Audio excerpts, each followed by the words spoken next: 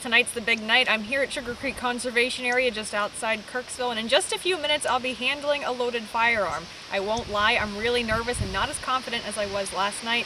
And my biggest fear is being the worst shooter in the class and probably the worst that the outdoor skills specialists have ever seen. Before we broke up into groups to head down to the targets, the other ladies and I gathered around to have a quick refresher course on the pistols and revolvers that we would soon be shooting.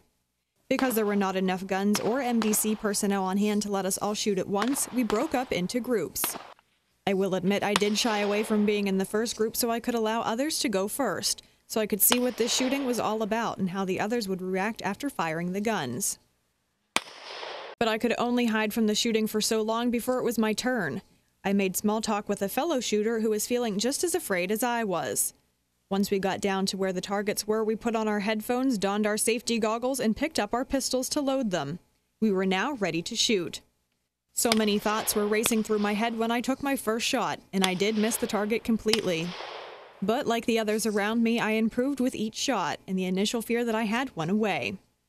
As the class and the night went on, the ladies and I continued to take turns loading and shooting pistols and revolvers. And I don't mean to brag, but I actually did hit the bullseye more than once. But as much fun as I did have overcoming my fear and trying a new activity, when using a firearm, safety is extremely important, whether you are a first-time shooter or have been doing it for years.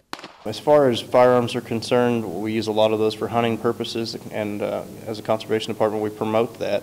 But there are also firearms in the home, and then there's just the general knowledge that is good to have, that if you're around a firearm, what to do when you are around a firearm. And there are lots of people out there, for this case women, for these classes, that want to become more familiar with firearms because they have them in the home or they want to use them for recreation or hunting. Well, class just came to a close, and I can say that it honestly wasn't as bad or as terrifying as I initially built it up to be in my mind. It was actually really fun and something that I would probably consider doing again. And what's great about the Missouri Department of Conservation is they are always interested in helping both women and men become more knowledgeable about firearms and hold a number of different classes throughout the year, focusing on using handguns and rifles. I know that I personally learned a lot just during the 2-night course, and I'm sure anyone else looking to cross a new activity off their bucket list will too. Reporting in Kirksville, Ashley Hoke, KTVO News.